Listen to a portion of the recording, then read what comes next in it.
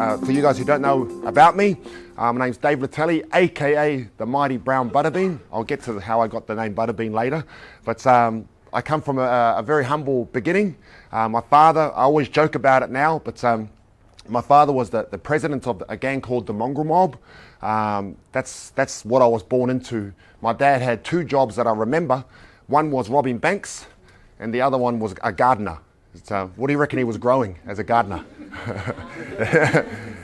He wasn't growing tomatoes, but my first memory of the police, everything that I went through at a young age I thought was normal. My first memory of the police was when they raided our house and took away all our Christmas presents. That was my first memory of the police, and why I did not like the police for a long time. It wasn't until later in my life I realized that the reason they took it is because they were all from a burglary. So they were all stolen goods. So, that's, again, I just thought it was normal. When I was 5, my father, he was caught for one of his jobs he was doing, and he was sentenced to 10 years in prison. I was moved to Australia and lived with my grandparents, and things were pretty normal while I was there. Moved back when he got out of prison.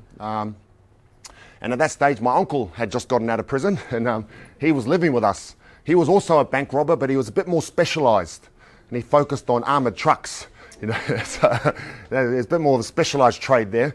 And I'm not trying to glorify it. This is what I come up with, And I always, one of my most favourite memories of as a kid living with my uncle, we always looked forward to his Christmas presents, because they were always good, because obviously, and I remember one day he gave me and my sister some coins to go play some spaceys, and they were still in the ASB bank bag that come out of the truck, but it was funny going up to play spaceys in the ASB, the cotton bags. I just thought it was normal, and he was caught again for one of his these robberies, and he served 11 years in prison. So it was because he got extended sentence because he wanted a holiday and escape for a bit. So it was, this is where I was from, but I never used it where I was from as an excuse. For me, I hated being poor, but I didn't want to go down that same road as my parents. My mum, when they met, she was a street kid from Hamilton when she met my dad. My dad was a ward of the state when he was 9 years old because he'd burnt down his school. So. That wasn't the worst part. He watched it. He stayed there to watch it burn. So this is the environment. Again, I never used it as an excuse. I studied really hard. I trained really hard as well in rugby league. I was the second person in my family to go to university. Now I went there, and that's about it. I went to uni. Yeah, and then I remember I was playing league really. I ended up. Made schoolboy Kiwis and had a bit of a future in that. And after an accounting exam, I walked out of it. I said, I'm just going to go and try and become a professional league player. And that's what I did. Went off around the world and tried my hand at that. But at 21, my life it was the first real time that I'd faced some real hardship that I can remember. At 21, I remember it. At 21, my father, he got caught in gardening. We had a massive warehouse, and it was just filled with hydroponics. And he got caught for this. And there's a big difference. When he got caught when I was 21, I understood the repercussions. When he got caught at 5, all I remember was panic. I didn't really understand what was happening, the repercussions of what his actions had done. At 21, I knew exactly the repercussions. And when I go and talk to youth, I talk to a lot of at-risk youth in South Auckland, West Auckland. I always talk about the feeling that I had at 21, and it's a lot of the times this gangster life is glorified, in rap videos, movies, video games, they glorify it.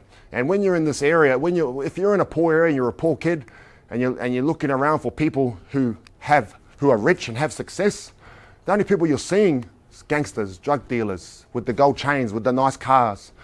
So I give them the other side. That feeling of just hurt and anger when my dad got caught, knowing what my mum and my 2 younger sisters were going to have to go through.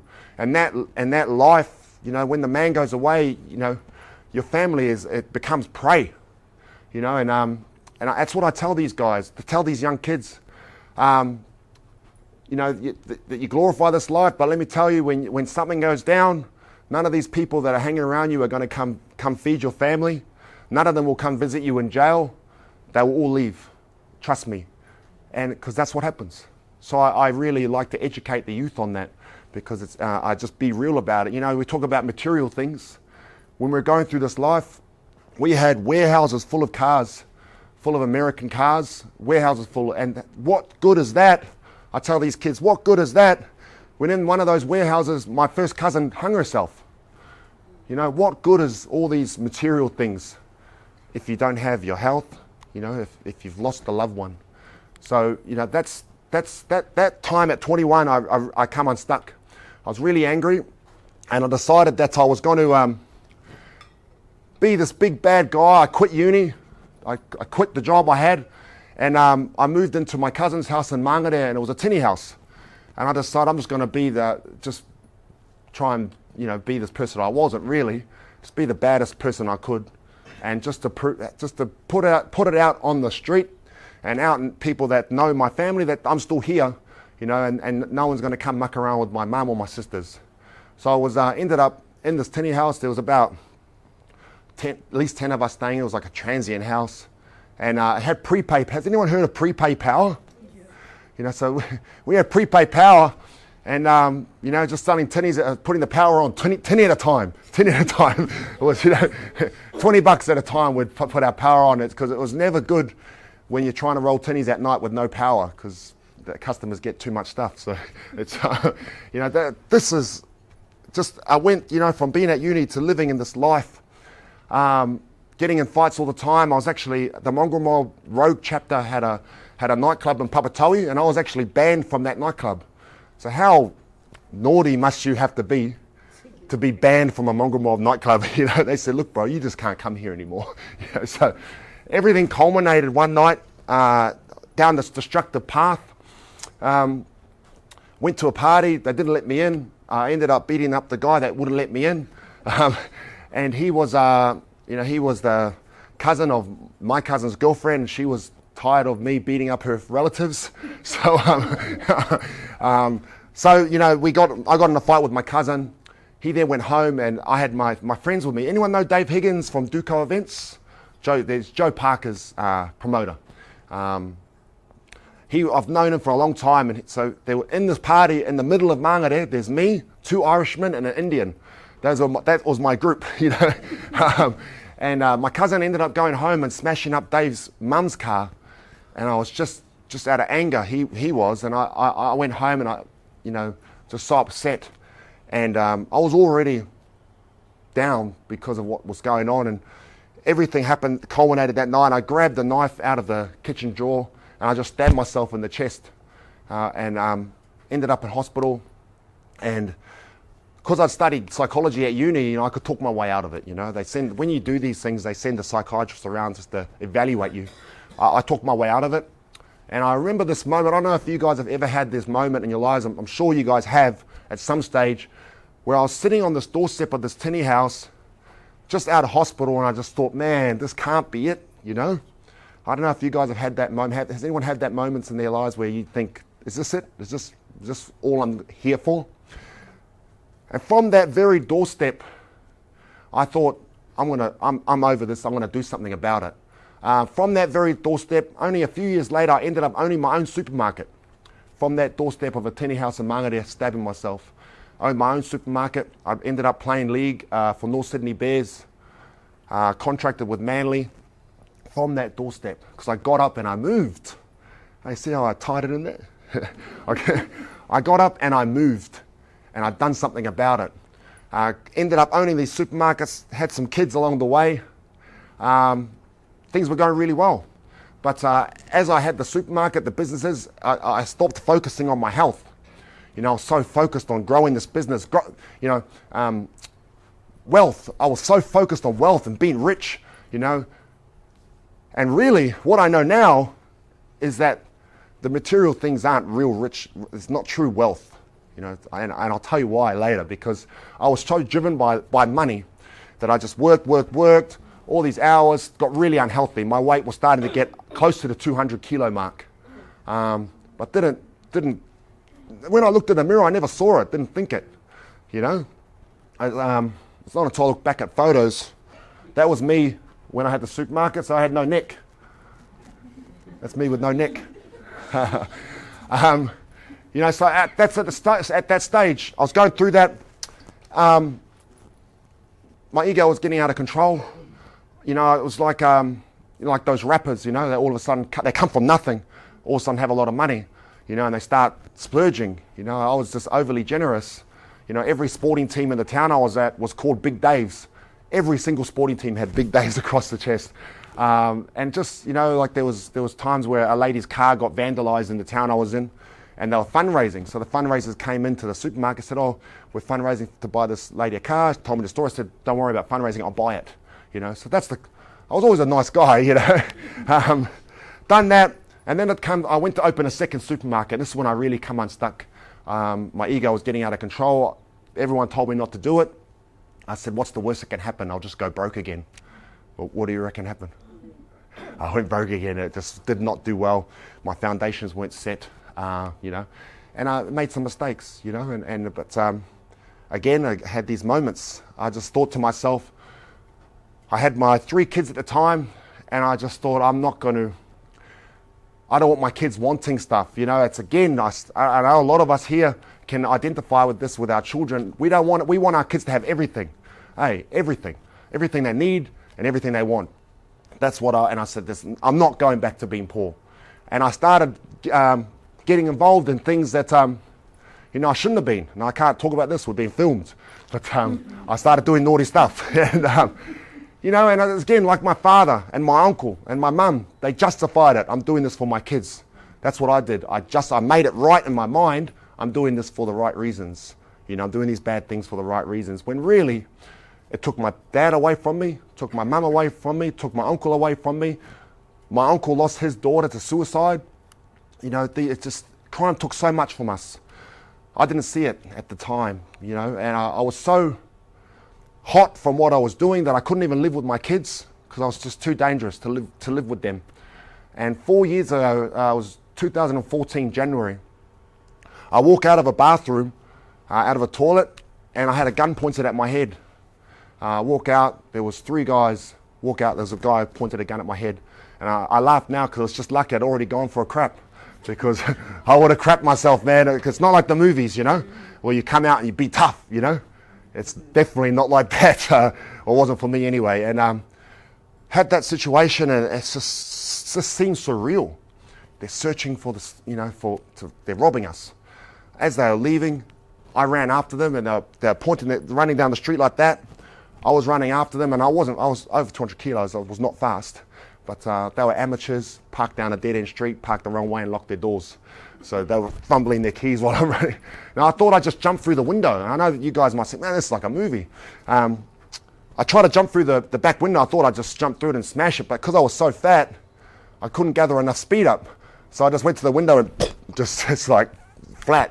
Jumped on the roof, driving down the road, and I fell off the roof, and all my back scraped up. And just as I fell off, they kept driving like maniacs, and the cops seen them, and there was a big police chase. How I'm not in prison or in jail, in jail or dead, is beyond me. And that's why I truly believe I'm meant to be here to do what I'm doing, because, you know, God had a plan for me, and that's why I'm doing what I'm doing, because I shouldn't be here. I should at least be in jail. I had one of those moments again where I talked about on the doorstep. I still owned a boxing gym at the time of when all this was happening. And I was so deluded, my mindset was so deluded. At this boxing gym, I was huge. At this boxing gym, I had them paint a mural of me in this boxing gym. You know, big, life-size mural on the wall, and it had "Powered by Big Dave." And the mural itself, it looked like Sonny Bill Williams. I said, there's Sonny Bill's photo, you paint that with my face on it. You know, and that's what I thought I looked like. You know, that's how deluded I was. But I was in this gym, no one was around at night, contemplating, what am I going to do? Contemplating my revenge, you know. And at that time, I had that moment again was, this is not me. This is not me. I'm about to do things here that I can't go back from. And at that stage, I said, again, at that doorstep, I'm going to do something about this. I'm going to change. The next day, I got a phone call from Dave Higgins. Now, Dave Higgins is like a guardian angel for me, and it's funny because he's not religious at all. He said to me, why don't you come to to New Zealand for the NRL Nines? It was his first year of the NRL Nines. I said, that's cool. I've got no money, no passport, and I can't fit in economy. And he goes, he thought I was lying because I knew he was cracking it, and he thought I just wanted a free business class trip. But when he saw me, he organised all that. When he saw me, he realised I could not fit in economy. I was well over 200 kilos. I was sweating just from walking from the arrivals to where his car was parked. At the NRL Nines, I never was outside. It was February. It was so hot. I just stayed in the VIP area, watched it on TV in the aircon. Because I was just, when you're that big, it's just you have to have a sweat rag with you all the time. Anytime you move it, you just sweat. I couldn't tie my shoelaces. I hated my life and I hated the body I felt trapped in. After the NRL Nines, we're all drunk at the after party, and he said to me, what's going on? I told him what's going on. I said, look, I'll just go back. I'll go hard for a bit more. I'll fix up what I got to fix up, and I'll come back. And he said, Dave, you're gonna be dead or in jail. Come back here. I'll help you do what you got to do back there, but I'm not doing anything till you're back in New Zealand. And that's what I did. So February, I moved back here, back to New Zealand. I had to come business class. Moved back here without my family. Was not a good partner and a father at that stage, even though I thought I was doing it for them. Moved back here, broken. I was a broken man. Broke, depressed, hated my life, and living at my youngest sister's house on her daughter's bed that I couldn't fit on, single bed I couldn't fit on. And I just was going, man, again, is this it? I was staring at the roof thinking, is this it? Surely I'm meant for more than this. I've survived everything I've survived. I've gone through everything I've gone through to be here on my youngest sister's single bed. It was very humbling. But I got up and I went for a walk. That's how my journey started. I've lost 102 kilos. And that's how it started. I went up and I got for a walk. People try and overcomplicate it. They try and overcomplicate it when it's not complicated. You start moving and you stop eating rubbish. Everyone wants to know the secret. Who wants to know the secret? Okay, put your hands up. Okay, the secret is when I meet with people and they're expecting me to tell, okay, here, take this pill, drink this drink, and you're going to be right. No, the secret is watch what you eat and start moving. That's it. That's the secret. And that's what I did. I started doing that. They said to me, oh, you want to come to Germany? You want to come to Germany and watch Joe Parker fight? I said, of course, free trip. He goes, but you better train hard because there's no way I'm paying business class to Germany. So you're going economy, boy. And so I started walking twice a day. I started walking twice a day and I stopped drinking fizzy drinks. That was the start of my health journey. Right there, fizzy drinks, walking. Got on the plane, it was around April, had no idea what I weighed, but I was going, I didn't care. There's no scale would weigh me. I don't know if anyone else has that issue when you jump on a scale and it says error. I always used to think it was the battery. Hey, let's go, oh, those bloody batteries are flat again. But I walked down and I'll never forget this because it was the Melbourne to Dubai part of the trip. It was a really long trip, that part of the journey. And I don't know if any of you guys here, you might have booked the flight. You didn't pay for the extra seat next to you. That Works Deluxe. You didn't pay, you're just hoping no one sits next to you. There was one seat left and here I come. I couldn't even walk down straight. I had to go like this because I was too big. And there was one seat left. And the look on that person's face when they saw me waddle down was like, oh man. They were like, yes, it was that, oh no. I could see the whites of their eyes. And I just said, sorry, bro, it's going to be a long trip for you. But I got there, and at Joseph's weigh-in, the head of German boxing was so intrigued by me. They'd never seen such a huge tattooed islander with a shaved head. They just dragged me through the crowd like I was a prized elephant, like this by the trunk.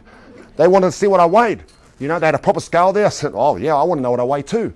So I jumped on and I was 178 kilos. And everyone was going, oh, the George drop, man, you're so fat, you know, they're laughing. And I was just happy. I was like, yeah, because I realized I lost all this weight, you know. And while I was up there, I was happy as, and I was going, I'll take on anyone. I'm the toughest man, the stuff you see on YouTube. And that's when Dave goes, man, that's what we're going to do. So I don't know if you guys have followed my boxing stuff, but I was a bit of an idiot. And that stemmed from that trip in Germany when Dave goes, when you go back, this is what you're going to do. You're going to play that character. It's a wrestling character. I said, no worries. How much am I going to get paid? I had no money. Went back, the first press conference, Karate Goes Wild, all the media were there. It was when Joe was coming up. He was fighting Brian Minto. And I jumped on the scale again and it said error. So it set the scene. Everyone started laughing, done the pose. I said, I'm the toughest man in New Zealand. I'll take on anyone. There's no one here that's tougher than me. And the amount of hate I got was just, anyone remember that stuff? The amount of hate I got was crazy. You know, I was getting death threats. People were saying I'd jump through my windows. You know, the worst one I got was, you know, someone sent me a message saying I'll send you some ropes to hang your family with. Social media, eh? You know, that's what I was getting. All the while, I was depressed. You know, I was so depressed. At this stage, I was staying in a community home. I was staying in a community home on a mattress on the floor. I'd broken the legs on the bed. You know, when you get home, you go, oh.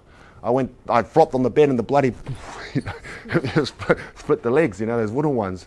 And getting all this hate, but I just used it as motivation. You know, a lot of us that go on this journey, there might be doubters, especially if you're starting your journey again, you know, if you're starting the health journey again, those closest to us can doubt you, you know, they say, oh, roll their eyes, not again, you know, here we go, when are you gonna fall off, eh, you know, and I used it as motivation to get me up every morning, and I talk about it a lot when I'm talking to people, is my why.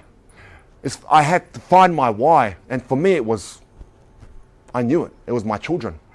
You know, I did a post yesterday on Facebook just reminiscing. I like to be real about it. I remember that feeling, just hating my life, and there was times when if I wasn't training, I was unhappy. You know, there was times in my life I'd be driving back from training, driving from One Tree Hill down the Mangere motorway. I just wanted to drive into a power pole. That's my mindset. I just hated it. The only thing that kept me from doing that was my kids.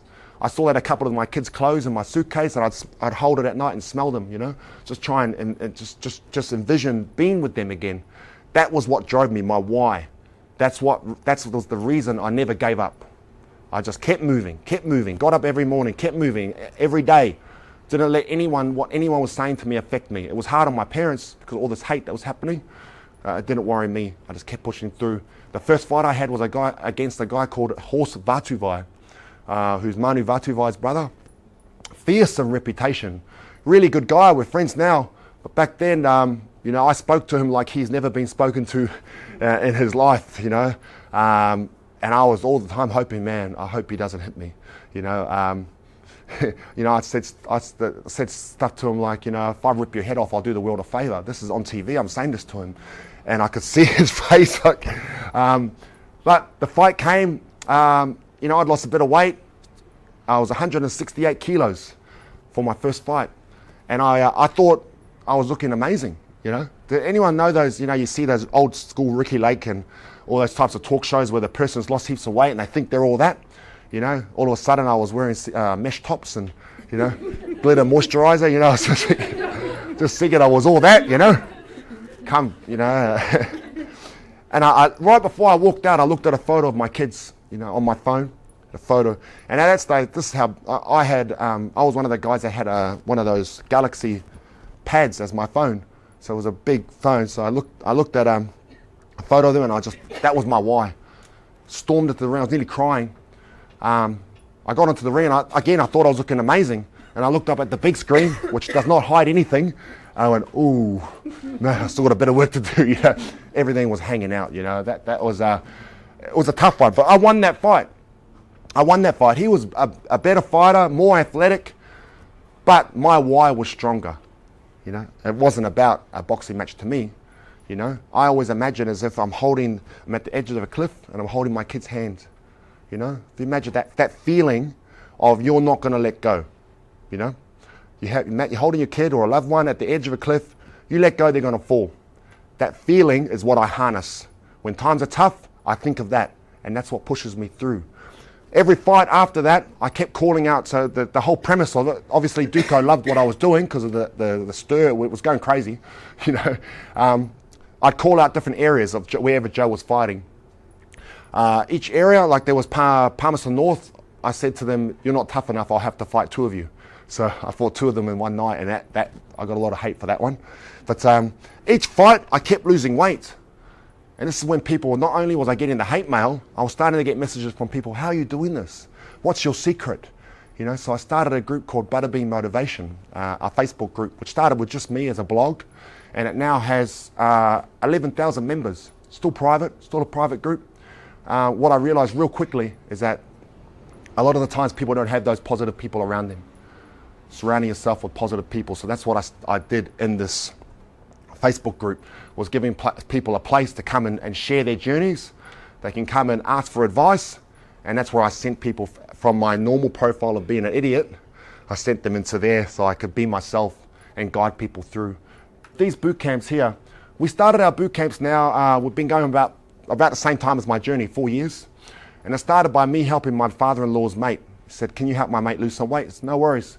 Come to, I was out West Auckland, come to Trust Stadium, I'll help him." Just maybe 5 of us. We turned up there and I said, "We should open this up and see if anyone else in our group will come." Well, from that first boot camp, we now have up to 1,000 participants a week that come to our boot camps, all free, community-based, starting their journeys with us. And I tell everyone that these are the tips that I'll give you and everyone that I work with. And stop thinking and start. You've already stopped thinking. You guys are on this challenge with Gareth and Wellme. But if you guys have fallen off, stop thinking about restarting and just start. So many people, "I'll start tomorrow." What are we now, December? I'm going to start in the new year. I see some people laugh. That's me. I'm going to start in January. I'll get through Christmas. January comes, oh, I'm just getting back to bit work again. Just get me in that routine. I'll start in February, 100%. You know, and then this goes on and on and on. Then it's the next year again. You know, I want to tell you, there's so many people I meet in hospitals. They'll people, their family will message me. I don't know them, but I'll go and visit them in hospital, try and motivate them. There's so many of those people that don't make it out of hospital. You know, so many of those people that I visit in hospital have always said, "I'll start tomorrow." Well, there was no tomorrow for them. You know, and a lot of us, we say, "Oh, I don't care, I'm happy. I'm happy with the way I am. I don't care." Okay, well, all these people I met in that in the hospital, Middlemore Hospital, they all cared. Let me tell you that. They all cared. When you're surrounded by your loved ones and you realize, geez, I might not see these guys again, you know, because of the lifestyle that you're living, you care big time, you know. And it's you know, it's such a sad thing when all you got to do is watch what you eat and move. Simple, you know. Focus on what you can control. So stop thinking and start. Once you start, stay consistent. So many of us will start in a hiss and a roar. You know, but you know, it's just, if you're watching from social media, which I see a lot, people start their journeys, you'd think they're a professional athlete, hey, with a live-in nutritionist. You know, it's just too fast. They can't stay consistent. They can't maintain that. You still got to have treats. You know, I like a burger a week. You know, I just don't eat 5 every day. You know, so that's which what I used to do is I'd go to McDonald's and I order a dinner, those dinner packs. You know, for me. I'll say to my mate, "What do you want?" You know, I have a dinner pack just for me, but I have it with Diet Coke. You know, so stay consistent. No excuses. You know, it's so easy for us to let excuses get in the way. I believe in this so much that I got it tattooed on my back. I've actually got a no excuses patch on my back. Could have very easily been a mongrel mob patch, but it's not. It's a no excuses. Now, your no excuses comes back to finding your why. You know, if your why is strong enough, it sounds airy-fairy, but if your why is strong enough, it'll get you past any excuse. It'll get you up in the morning to go for a walk. It'll make you drive past the drive-through, not drive through it. You know, your why. Just don't let excuse get in the way. People will say to me, when we first started this journey, because we train outside, you know, "Dave, it's raining. Are we still going to train?" And my answer is always the same to this day. "Do you still go KFC in the rain? Do you?" They say, "Oh, yeah, exactly. We'll still train in the rain. If you go KFC in the rain, you might go through drive-through, but I bet you still go." Finding your why. And I won't go through tips on eating, because it's Gareth controls is doing all that. But I just want to talk real briefly to finish on this guy Luke. He's actually lost more weight now. This was only a year. He's lost 85 kilos in a year. Okay, and all he did, we just started, we stayed consistent, all right, and he watched what I eat. There was no secret formula. 85 kilos. The way he found me is he went to the doctors to get the stomach operation, and the doctor was like a sign from God, really. The doctor fella dozed off. Like, that doesn't happen, you know. Obviously, the mum who was there with him said, "You're not going to see that doctor who just dozed off." They looked around, they found me. 85 kilos he's lost now. He actually crashed a car, rode off his car because he fell asleep at the wheel because he's so tired all the time. You imagine putting on 85 kilos on your body and walk around. No wonder he was tired. Hey, you know, so now his life's totally changed. He's there he's not just existing, he's living, and he's there with his kids. You know, he's got one kid and he's out there playing with him. Work, come back, still got energy. Phil, amazing story. He's now lost over 100 kilos. By the time he's finished his journey in terms of weight loss, he would have lost about 180 kilos. So that's probably next year he would have lost that, 180 kilos. When I first met Phil, he had literally one leg in the grave. One leg in the grave.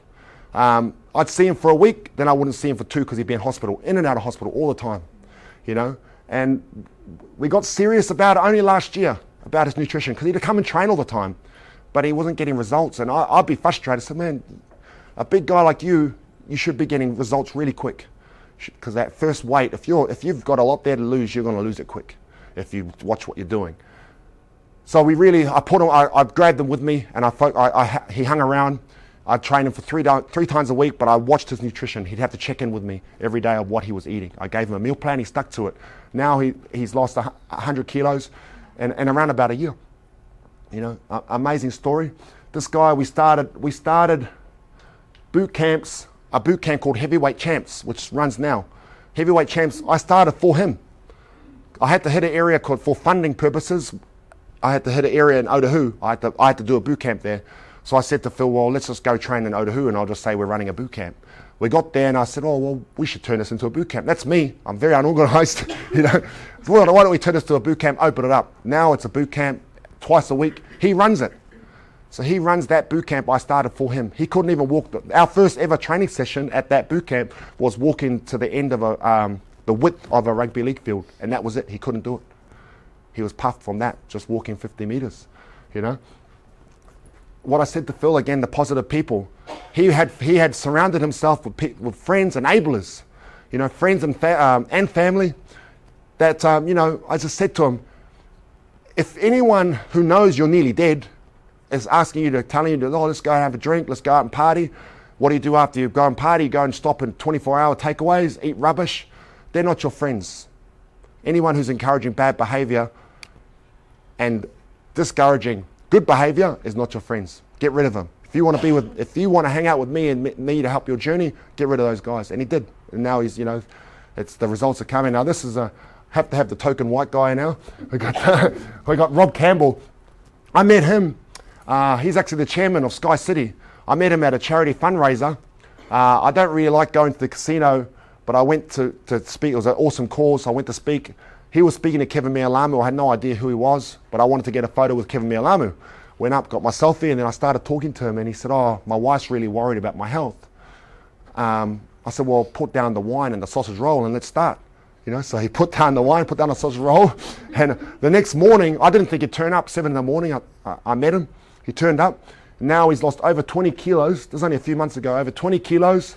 But the big thing with him is he was on high blood pressure medication and all sorts of other things for 5 years. He's on all this meds, and after 3 weeks with me, he was off it. You know, again, all we did, start moving. Went for a walk. Yep, we did walk up Liverpool Street, which is the steepest street in Auckland. But we went for a walk, and we just stopped eating rubbish.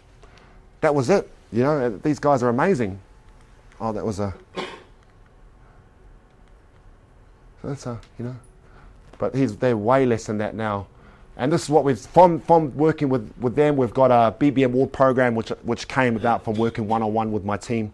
We're doing it for more people. This group here, There was 30 guys, there's some support people there. 28 of them completed this program that we did with Wellme. They did all our checks and everything. 472 kilos lost in 12 weeks over 28 people. But not only the weight loss is just a side effect for me. It's good. The best thing was that the mental health checks, they're all happier at the end, because you can lose weight and be miserable. Hey, you can lose weight and be miserable. These guys lost weight and were happy. You know, all their blood pressure back to normal, cholesterol back to normal, and the diabetics, at-risk people were all back to normal. So, you know, the moral of the story is start moving. You know, keep moving, stay consistent, and just don't let excuses get in your way. You know, that's all I can say is you just start moving bit by bit by bit. If you fall off the wagon, which we all do, because none of us here are perfect. The problem with social media is there's so many people that preach they're perfect, and we follow them. There's no one perfect, they're lying. If you fall off the wagon, don't let the wagon get too far away. Okay? So, hey, we're gonna enjoy Christmas. Remember, Christmas is only one day. Hey, enjoy Christmas. Back to work the next day. Hey, just move. All right, team? So yeah, I just want to thank you all for listening, and I'll let you off. Good stuff, guys.